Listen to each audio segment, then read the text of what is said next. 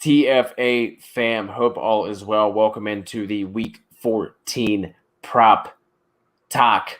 We are hoping to continue from last week, where it was a near flawless victory on this here show. I had the I had the little pimple. I gave us the little blemish. Fucking Nick Chubb. If he just would have gotten some carries on that last drive they had, he would have hit. But he didn't. It was still a good week, so I'm not going to complain. I'm not going to go into my little diatribe. I got the belt. That's my belt. I'm perfect. You can have it. That look like shit. They look like trash. I wouldn't even want it. I wouldn't even want it if I could have it. Listen, your face is trash. And I made that belt back before making belts was cool and you had like trophy smack and stuff like that. So, yeah, okay, suck on that, whatever. So you made it for yourself and gave it to yourself? No, it's a fantasy football championship belt. My name's on that thing the last few years, son. So you basically just gave it to yourself? Well, I mean, my team is so good, I essentially gave it to myself the last 2 years. So, yeah, pretty much. Whatever. Well, man, let's Merry Christmas to me. Before your internet breaks, why don't you go ahead and just and lead us off this here week? What you got for the folks? Actually, you know what? I'm gonna have you go with the first bet because last week that actually worked out really well for us. However, being said, I will preface all of this is DraftKings is running a 20% profit boost for one bet in each game. Make sure you get that boost that is applicable to prop bets. So make sure you get that in. Some of the bets that you might look at where it's, higher odds, like minus 155, minus 125, and you're like, the payout's not great. Minus 125 basically goes to almost even money. So make sure you get that 20% boost in. There you have it. And this show is not yet sponsored by DK. So DK, if you're listening, you just got a nice little promo from Tom Carson over there. And shout out to Brian, who's rocking with us in the chat here for the props. We appreciate you. So I guess I'll kick things off, and I'll kick it off with the things that kind of feel like ugly. Like I've never been on like a tight end week, but there are a lot that are like kind of like sticking out to me. So I'm just going to kind of roll all of them into one. And I'm just going to really touch on one of them. Hunter Henry over 36.5, Eric Ebron over 39.5, and then Dalton Schultz over 36.5. I like all of those for tight ends. Those were actually going to be my 3 picks. And then Tom was like, buddy, don't do that. Don't do this to me. It's just, it uggs everything up, and we don't want to do it. But anyway, on Dalton Schultz, the Bengals are giving up the most receiving yards to tight ends. They're tied for 4th most catches given up to tight ends. They've given up, I think it was like 73 to Hunter Henry, 70 to Ertz, who we've seen Ertz this year. That's actually not that impressive. 56 to Andrews. I was actually looking because there were a bunch of Cowboy receivers that I was looking at who like they're all like in the same general area. I'm like, man, I like all these guys. Let me go through the game logs for Cincinnati. And every game log I was going through, there was just a tight end that was popping off like every single week. And I was just like, I think I have to go Dalton Schultz on this one. Like even with Lamb, Cooper, and Gallup, he's still been relatively consistent, relatively solid all year long. He has at least 4 catches in each of his last 5 games. His targets actually have been dropping a little bit, but again, going up against this Bengals defense, I think that the Bengals will be able to do enough to make this not turn into a straight run game for the Cowboys. So Dalton Schultz over 36.5, tight end week. Let's go. Yeah, Robbie would be very proud of you. Yikes. All right, I'll kick mine off now that it's not so ugly. I am not going to bet Cam Akers this Sunday because I already bet him on Thursday, and wow, that was absolutely beautiful. I mean, Akers went off. It was what everybody was looking forward to. I think Sean McVay actually had to use the tuck rule that you mentioned last week. where he has to slide it up into the elastic waistband. He was so excited, which I think is kind of ironic with the tuck rule against the Patriots. So different kind of tuck than it was against the Raiders, but still a tuck. A tuck nonetheless. A tuck nonetheless. So I'm actually going to stick with some rookie running backs here, and I'm going to go Jonathan Taylor over 52.5 rushing yards. That's sitting at it was at minus 112. Cody actually tweeted it out on Friday that I was going to wind up betting that. So it's popped all the way up to minus 134. So I hope you got that in early. If not, you can use your 20% profit boost or whatever, and then, it's almost even money. The Raiders allow the 5th most fantasy points to all running backs. The only real reason they're 5th instead of being, like a bottom 3 team is they've gotten to face the Jets in Atlanta last week, so they didn't really have much of a running game. So, yeah. Enough about the opponent, though. We know about the Raiders. he's going to go in. He's going to go in on him. He's looking more and more like the guy that most of us drafted him to be at the 101 in dynasty drafts. The last 2 weeks, he's played. He's outsnapped Nyheim Hines and Wilkins 67-61. So that's a number that still feels too low to me. But Reich is coming around, making JT the bell cow running back that we all want. Week 11 and 12, he had 90 and then 91 yards, respectively. The line is playing better. They struggled a little bit early on. For as good as they are, they still struggled.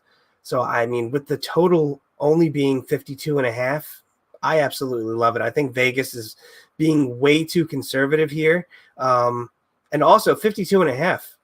Everybody hates on Jonathan Taylor. He's hit that number 7 out of 11 games that he's played this year. So, hashtag mathematics. Let's go. Jonathan Taylor, 52.5. And then I was checking out over on FanDuel, it's at 56.5 at minus 110. And I would take that line too. But I'm glad you made the mention earlier this week with Taylor at 52.5, and I jumped on that as soon as you said it. I'm going to go over to another running back here for my second one this week, and that is Melvin Gordon over 54.5 rushing yards. Going up against Carolina, Carolina ranks 20th in rush DVOA. They're 27th in PFF's running grades for defense. They are tied for the 5th highest yards per carry allowed, and obviously yards per carry, it's not the most telling stat, but with Melvin Gordon for only getting sometimes between 12 to 15 carries, I think that can lend a little credence here. The Panthers are also 7th in missed tackles, and Melvin is sitting at 11th in evaded tackles amongst running backs. So there's a lot to like from Melvin. There's only a 3-point spread on this game. It's not going to get away from Denver, so Melvin still should be able to do his thing. He went off for 130 yards last week just on 15 carries against Kansas City. So 54.5 just feels a little too low here, and I like hitting the over for Melvin. Well, we like hitting the overs on everything. So, yeah, no, I like that bet as well. My next bet, I'm not even going to, comment on that just because you chewed that up pretty well. I'm going Justin Herbert over 1.5 touchdown passes. That's at minus 155. So, again, like I said, if you're on DraftKings, use that 20% profit boost. That makes it the payout much better. So, yep, that's right. 2 rookies. You have tight end week, and I have rookie week. Here we go. So after throwing for 2 or more touchdowns 7 games in a row, Justin Herbert has only has 1 touchdown through his last 2 games. How will he snap out of his funk, Cody? Cue the Falcons. Hooray, hooray, hooray. I am such a bully. I pick on the Falcons every single week. But you know what, Cody? We make money because I pick on them. Atlanta gives up the most fantasy points to quarterbacks in the league. They've given up the fifth most touchdowns at 24 overall. Wait a minute. I'm doing my math. That averages 2 touchdowns a week.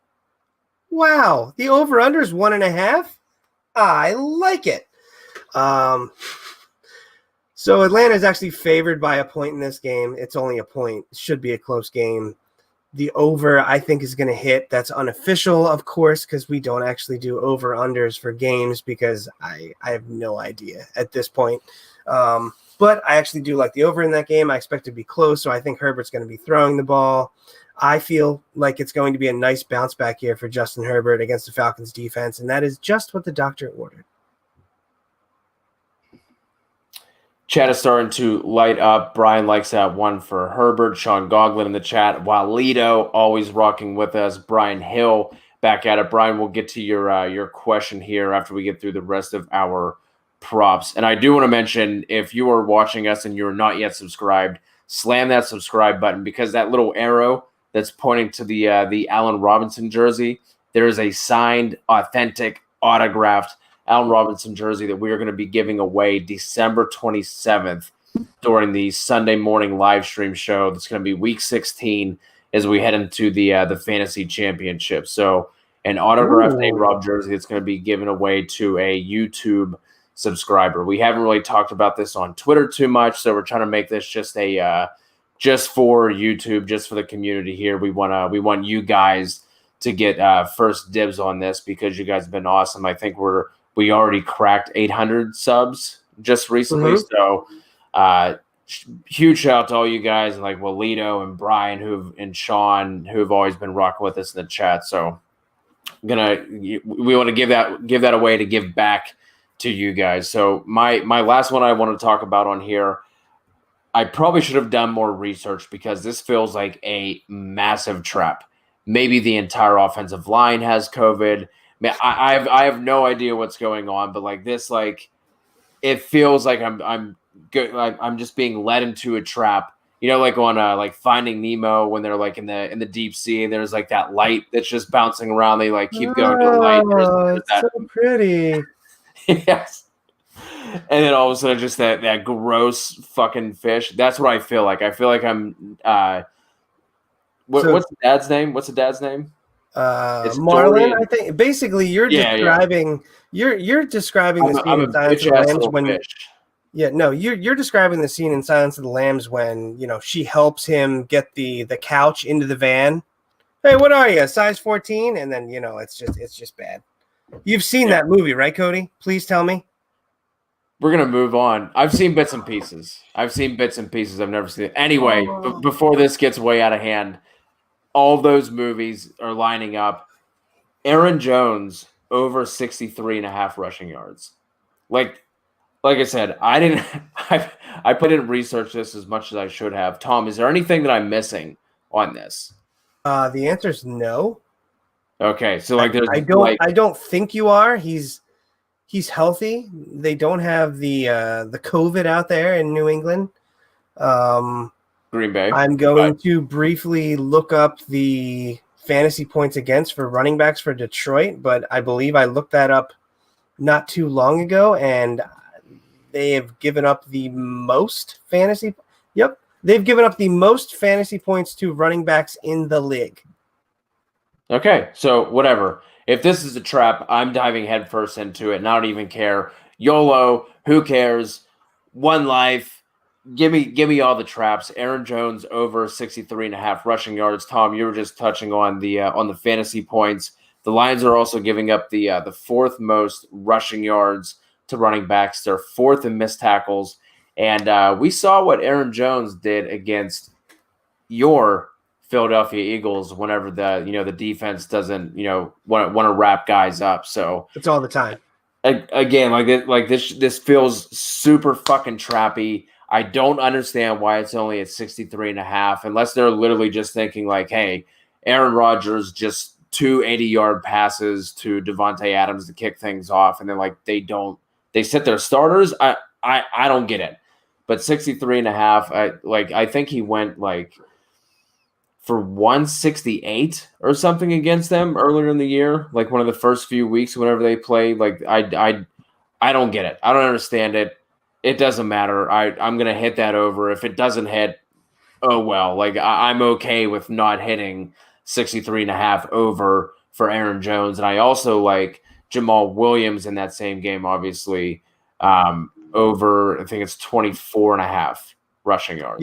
Yeah. So I will I will most definitely be betting that now that you brought that up because I missed it. I don't know if I spaced or I actually don't even know if Green Bay is available yet. They just released the San Francisco Washington game on DraftKings, so they've been late releasing a couple games. Like the Pittsburgh game hasn't been released yet, so I don't know what they're doing with any of the props. But yeah, maybe that's why I missed that one.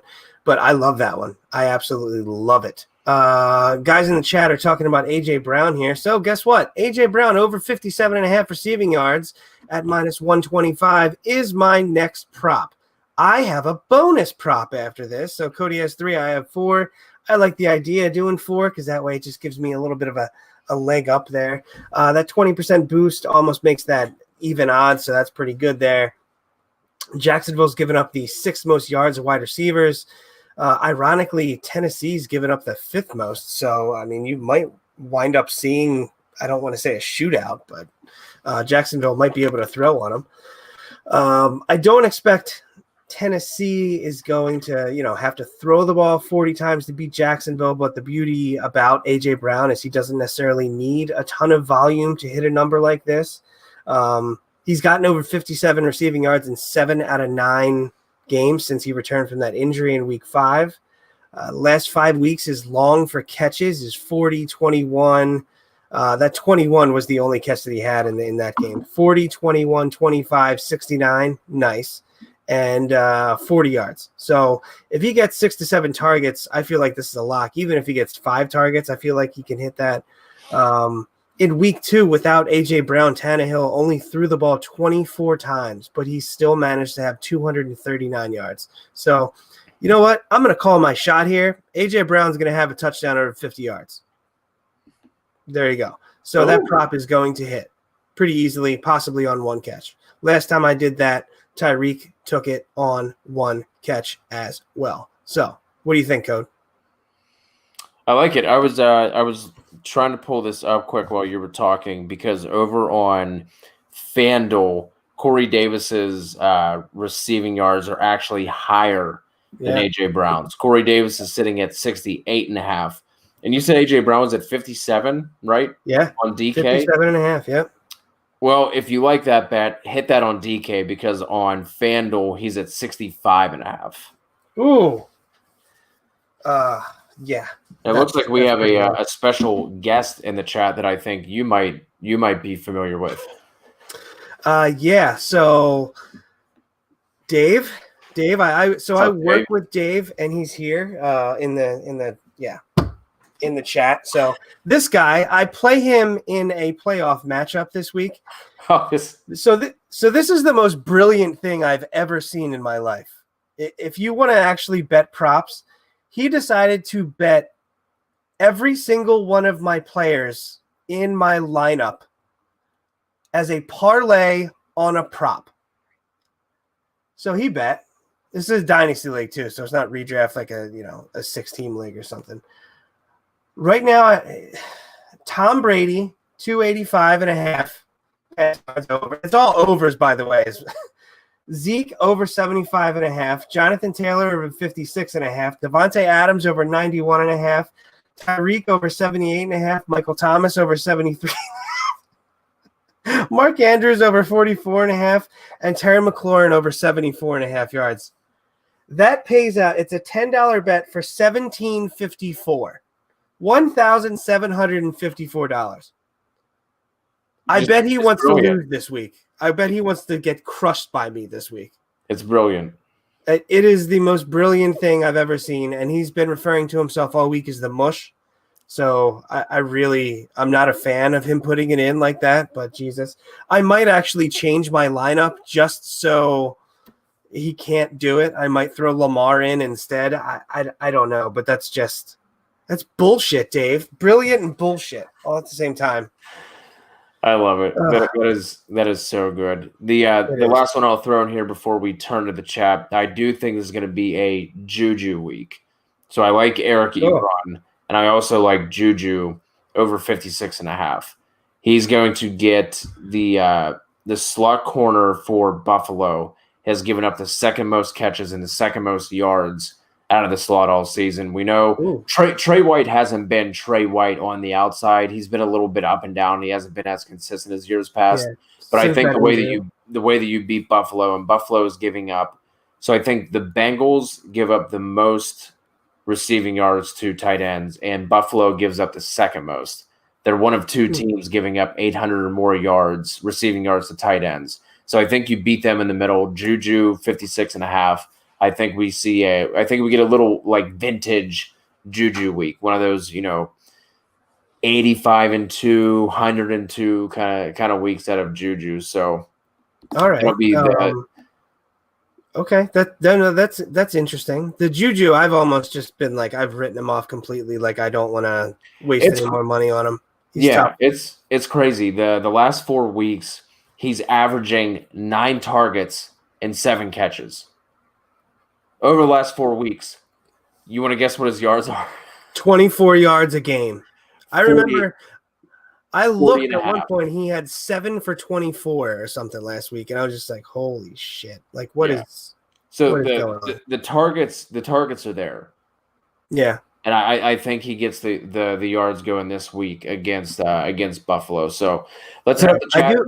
Go ahead. Hold on. I have my bonus. I thought you already talked about your bonus. No, AJ Brown was my third bet. I still have my bonus. All right, hit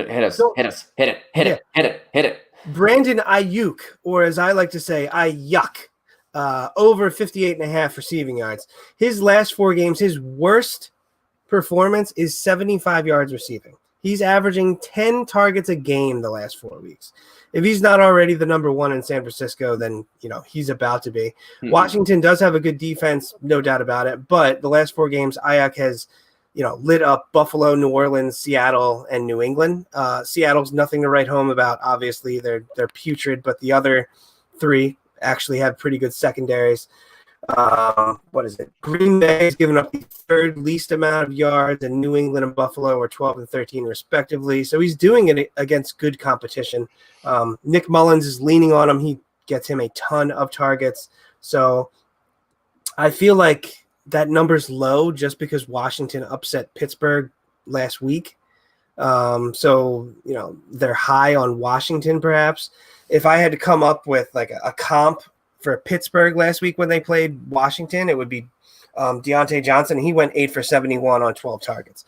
So they're basically playing the same role out there. So I like Brandon Ayuk out there, 58.5 yards. So that's my bonus bet. And let's win some money this week. Both receivers are sitting at Ayuk and Debo are sitting at 56.5 on FanDuel, but Ayuk is at minus 142 on his over.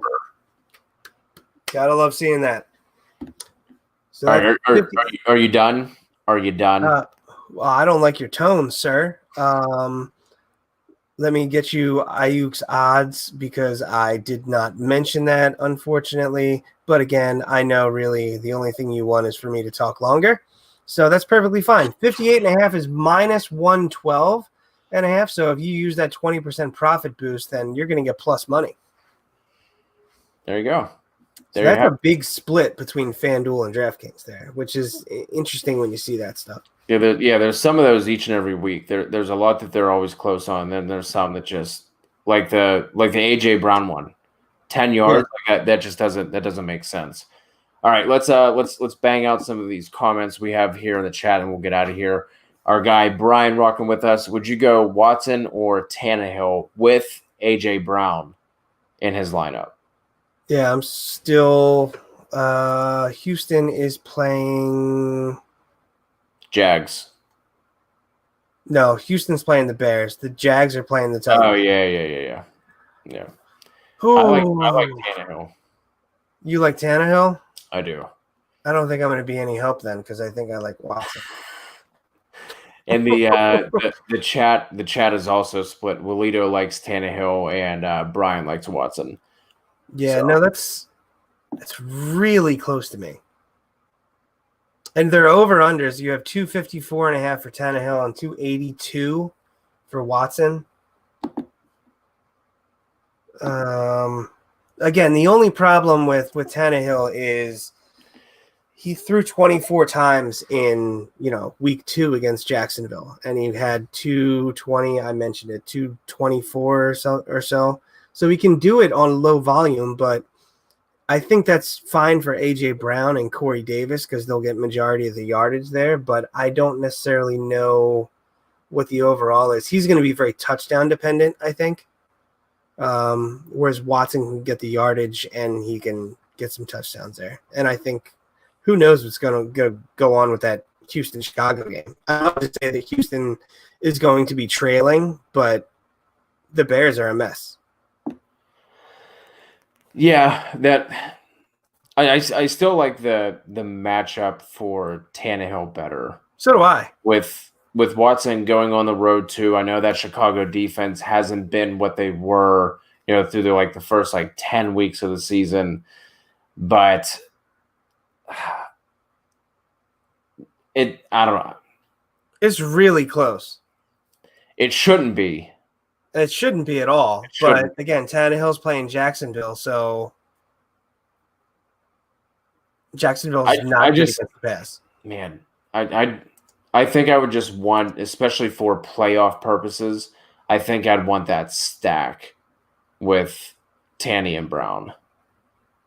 Yeah, I could see that. Because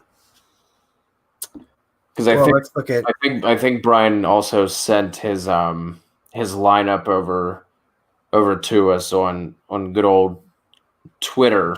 The Twitter machine. And the matchup he's going up against is a tough one. He's going up against Mahomes, Chubb, Carson, Evans, Keenan, DK, Gronk, and then Robbie Anderson in the flex. So he needs the upside play. Who's more likely to go ham? Because Jacksonville, they give up the 4th most fantasy points. The Bears give up the 7th least fantasy points in the league. But again, I think a lot about that. I feel like if you look at that over the past 3 weeks, that might be a lot different for Chicago. I was just going to say, again, that was early where that skewed the numbers. That's close. I think so. Watson, we've seen he can get you 50 points. I think Tannehill is the safer play because he's going to get you between 20 and 30 points. But with the upside, but again, if AJ hits that 50-yard touchdown, like I'm saying, then that's going to kind of just, okay, fuck it. Go with the stack, man. I don't think either are bad plays. No, they're not. I think the concern with Tannehill, outside of the low passing volume, is that if they get up quick, I do think this could be one of those Derrick Henry 250 rushing yard, 3 touchdown kind of games, and they just ride him the rest of it. You know what I mean? And he's over under 107.5 yards, Derrick Henry, by the way. So they're expecting it to go that way. Yeah. So I could see that, but I do think with this matchup, I think I want the stack there. Because also, not that Watson can't do it, but betting on Watson to go out and do what he did last week with Chad fucking Hansen and Kiki Cutie, you know what I mean? That's a tall order. That's a tough task. Yeah. So I think Tannehill's safer. He does have the lower floor. I think Watson does have the higher upside, but I think I'm just going to rock the stack there. Well, what time do these guys play? Because if A.J. Brown shits the bed, you're probably fucked anyway. Yeah, true. All right, so they both play at 1 o'clock, so you can't try and make the decision about, okay, if I'm down or whatever. Yeah, I'd probably rock the stack. I'd say screw it. Give me a stack.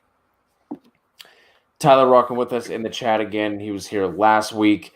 Cashed on the Jonathan Taylor receiving. Now looking at Logan Thomas plus 3.5 receptions at plus 124 on FanDuel. Logan Thomas had his best game he's ever had last week. What did he have? 9? I'm sorry, what? No, I'm just saying, goddamn right. I've been talking about him every single week on waiver shows and being like, hey, man, I like Logan Thomas. I know the production isn't there, but Logan Thompson is still a good waiver pick. Like literally, like I could have just recorded myself for the last like 13 weeks talking about Logan Thomas, and he finally did it. You finally did it, buddy.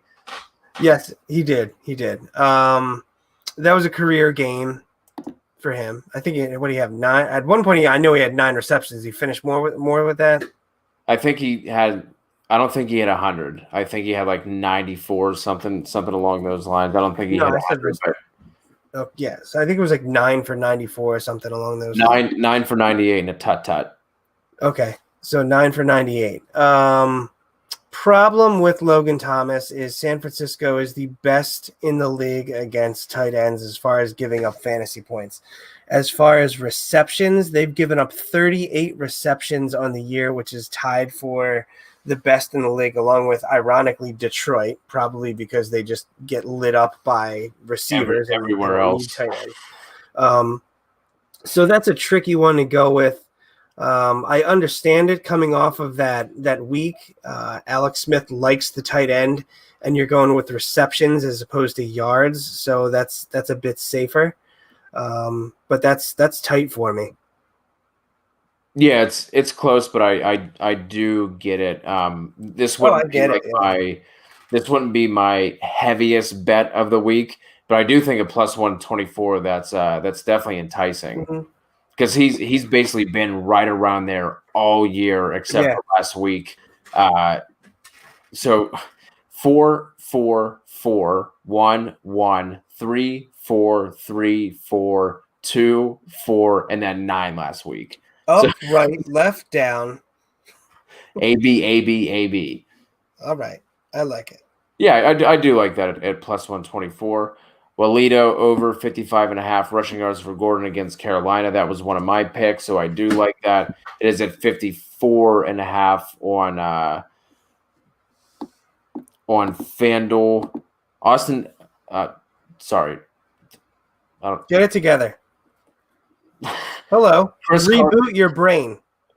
Chris Carson over 56.5. Seattle is playing. That's another thing. None of Seattle's props are available yet, and it's pissing me off on DraftKings.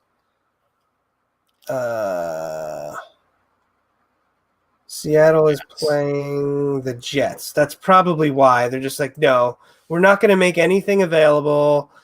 DK Metcalf is going to pay out, obviously, whatever. 50s. I like that. He's looked good. Yeah, I like that. Sure. Code.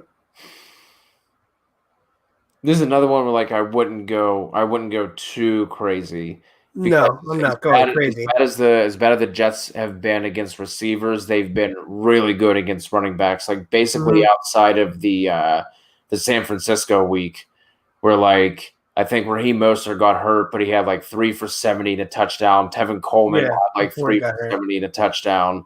I think if you're expecting game flow to favor the Seahawks, which you should, it isn't awful, but I think it's a good line. Yeah, I think it's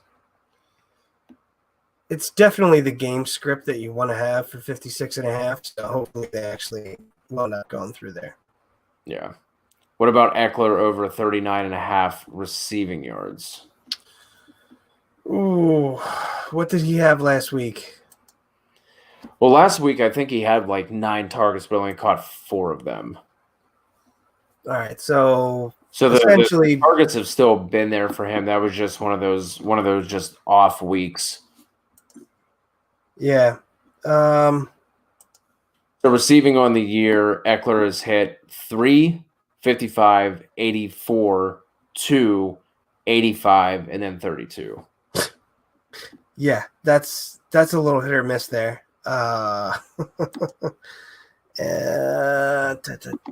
Against Atlanta. Oh man. Yeah. I mean, if you like Herbert, where do you think the production's going to? Oh, Keenan. I think Keenan's going to get a bunch. I think Mike Williams could wind up with a touchdown. Hunter Henry. Atlanta has been surprisingly good as far as defending the pass game to running backs. They're like right in the middle. I think they're 17, 18 probably. 431 receiving yards, 63 receptions. I think Eckler. I think I like that. Yeah, I think I like that. So it's I tough like for me. I Yeah, like that one more than the Chris Carson. so do I. Yeah. So do I. I can see the Carson one helping because of the game flow. The Eckler receiving yards, I mean, he's going to get the targets. It's going to be a close game. And Eckler's getting, healthier. They're getting their chemistry down a little bit better. So I like that. Ashton wants to know, is 2 QBs or Superflex better? Superflex. Yeah, the only difference is 2 QBs, you have to start 2 QBs. Superflex, you have a little more flexibility. Yeah.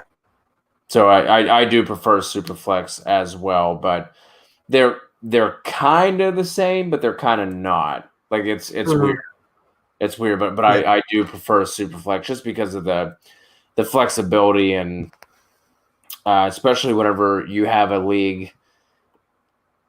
If you're playing in deeper leagues too, like I'm in a 14-team league with Robbie and J Mike and some of those guys, and 14-team Superflex. Like if that were like a true 2 QB league, like that'd be hard. That'd be difficult. So I do like Superflex, but just 2 QBs in general is a fun format to play in if you've never partaken before. Brian knows the way right to my heart. Montgomery over 67.5 rushing yards against Houston. Yes, please. Montgomery. Yeah, so Monty's good. No, I was just gonna say Montgomery's one of my guys. I talked about him last week. I think I talked about him the week before as well. So yeah. I didn't want to triple down on him, but I do like 67.5 going up against the Houston rush D, who just cannot stop anybody. Yeah, no, it's funny because I actually thought about doing Montgomery for that specific prop, but we've done that the last couple of weeks. We're trying to branch out a little bit.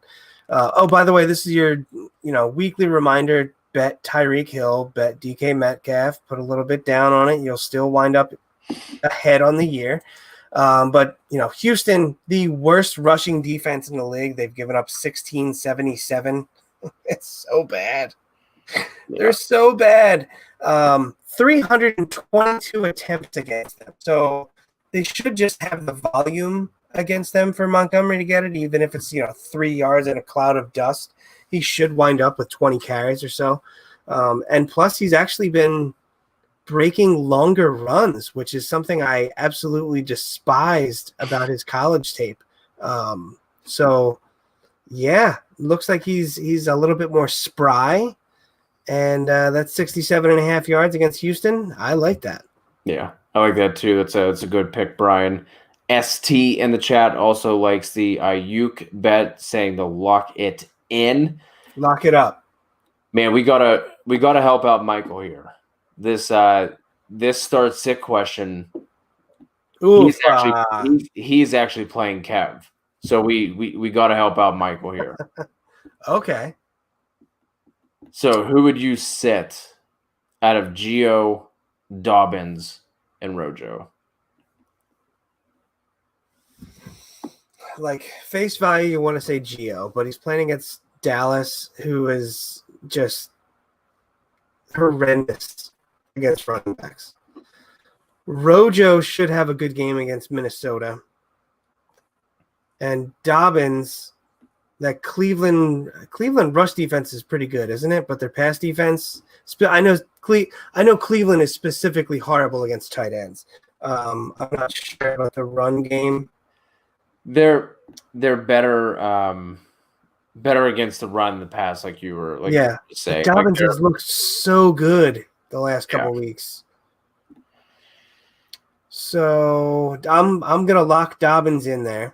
And it's between Ronald Jones and Bernard. What do you think about that? Are you starting Dobbins? Yeah, I think I'm starting Dobbins despite the not so great matchup. Yeah. Because I do think the fact that Lamar has been looking a little more Lamar-esque over his Yeah. past couple of starts in terms of his running, I think will help His legs, up. yeah. Yeah. I think I'm going to sit Gio. Yeah. That's Because where I was leaning too. Because I think just in general, the matchup against the Vikings is good on the ground, and I think Brady's going to be able to light up that secondary. And whenever they've been playing with a lead, it's been Rojo who's getting the majority of the snaps and the touches, and not Fournette. Yeah. You know, it's 2020 whenever Leonard Fournette is like your change of pace, pass catching back. Like when the fuck did that happen? That was what a great pick that was. Man, that's Jacksonville. tough. Michael, if this goes wrong, you can't tell Kev you asked us because we won't hear the we won't hear the end of it. So let's just if it goes right though, make sure you tell him. Yes, because I don't give a shit. Yes, if this does not go in your favor, you did not ask us, and I will delete this video, and there will be no proof that you ever asked us. But so thinking about this, Dobbins has the highest upside, and he's also got a pretty decent floor. Ronald Jones and Gio both have similar floors, in my opinion, but Rojo has a much bigger upside there. Yeah, even with Gio getting all of the work without Burrow, this offense has just been abysmal. Yeah. So he might, like, you're expecting what, 10 to 15 points from Gio, and it's similar with Ronald Jones, but again, he could get a touchdown. You know, he can get some work in the passing game. He can get over 100 yards, which I don't see Gio doing. So I'd go Rojo there. The more that I think about it, the more I feel more comfortable with Rojo and Dobbins. CeeDee Lamb over 3.5. Like I said, man, there's a bunch of those. Not a bunch. Obviously, the three main Dallas receivers are like all in the same area. And like I said, I was looking through Cincy's game logs, and they've just been getting smacked around by tight ends as well. So I like CeeDee Lamb's yards. I think he's sitting at like 49.5. I think Gallup is at 50.5 on FanDuel. And then Amari is around this like 55, 57.5 mark as well. And they're all getting enough targets to be able to hit all these lines too, which is which is the thing that makes it even more difficult. So what do you think about Amari over 57.5 from Walito? Honestly, I'm staying away from every Dallas wide receiver. And Zeke at running back. I'm not doing props for anybody on that team anymore because it's so difficult to predict. You just don't know what you're going to get, and I like to stack the deck in my favor a little bit, and I feel like this is gambling. You know what I mean? Like, this is like a blackjack for me. Like, you don't have a lot of control over, okay, numbers here, numbers there. But I with Andy Dalton in there and what the offense is going to look like, I don't know. So I'd stay away from it. On face value, I like 57.5, but I could just see him getting 2 catches for like 8 yards or some shit too. Looks like Walito is also following your James Robinson over no matter what. There you go. Yep. I think he was sitting at like 77.5. Yep, 77.5. And I like that one too. That Tennessee defense is not what it was. It was last year. Mm-hmm. Yep. Kevin is sad. Are those frozen tears on his face? I think they are. It's cold. It's cold out there. Kev wants to know what Gallup's props are for receiving yards. Well, it looks like Walito already. Walito's in here helping us out. He's our chat helper. We appreciate Walito, who's been rocking with us from the beginning of the season, and he's saying 50.5 and 3.5. Yep, that's right. Good job, Walito. And then last one here from Tyler. Tom, what do you think about Hurts this week? Oh, man. Why you gotta do this to me? Make me talk about him. So, I want you to be a little bit more specific as far as like what do I think expectations wise. I'm not sure what to think because I have no idea what the offense is going to look like. Immediately when Jalen Hurts came in, Doug Peterson realized that he is allowed to call rollouts, which is bullshit because he would never do it for Carson. I'm really not sure. I think the rushing yardage for the team should be there, but I think it may be predictable to New Orleans, and I don't necessarily like the New Orleans defensive matchup for the Eagles. The game could get out of hand. I don't know. I have zero expectations for Jalen Hurts this week.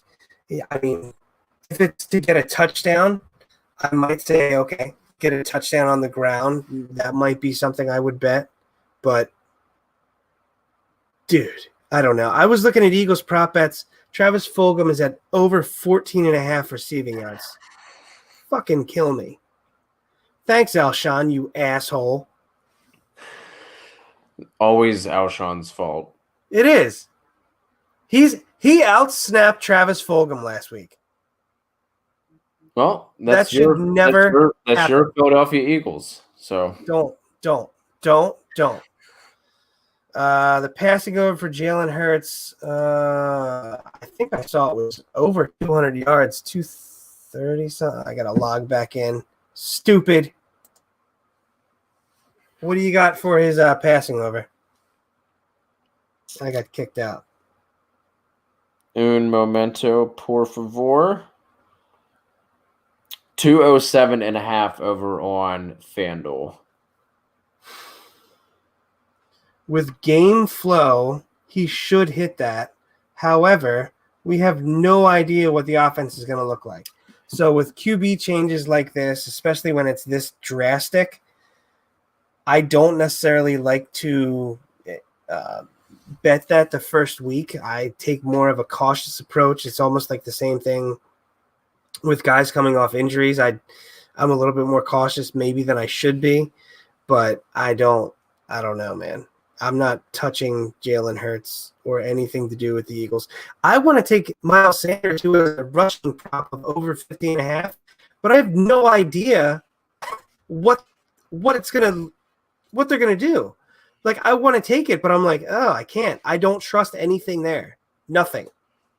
Yeah, you can't. 50.5 for Miles Sanders in week 14 code. And we're both saying I can't. I wouldn't go near that, especially in this matchup. So I know. And then Jalen Hurts rushing yards is 38.5. That would probably be the most likely one I would take. Yeah, that would be the like if you were forcing me to take one, that would be the only one I would take. Right.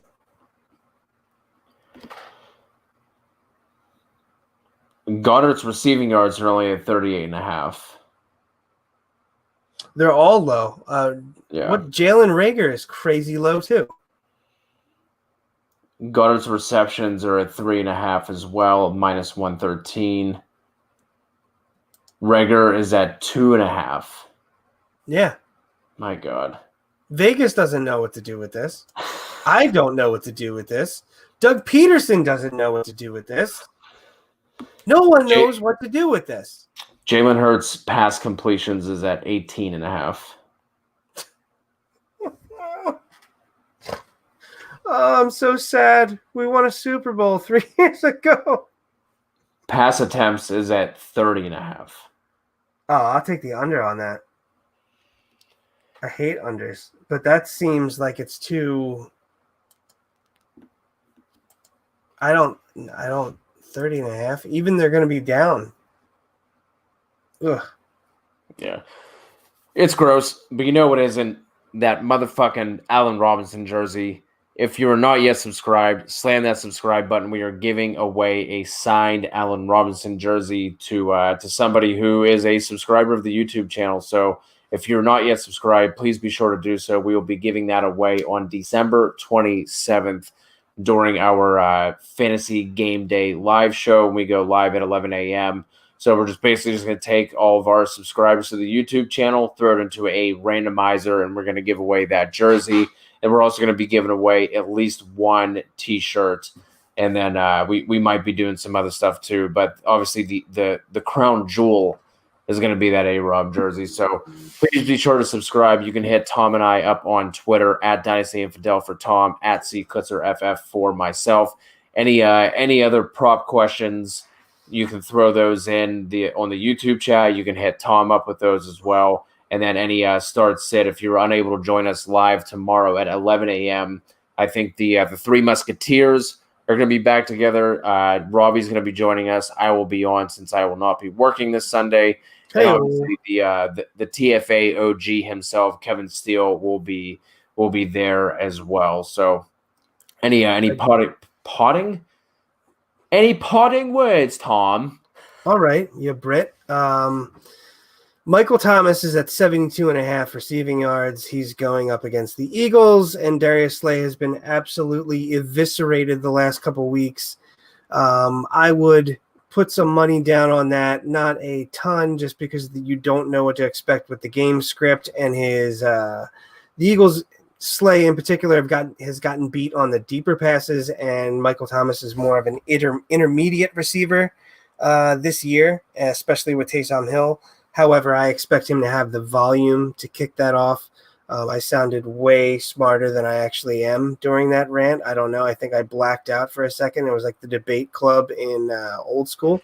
But, yeah, Michael Thomas, 72.5. I also like that one. All right, this week we're going to be perfect, and we're also to go along with old school. We're going streaking. We'll talk to you guys soon.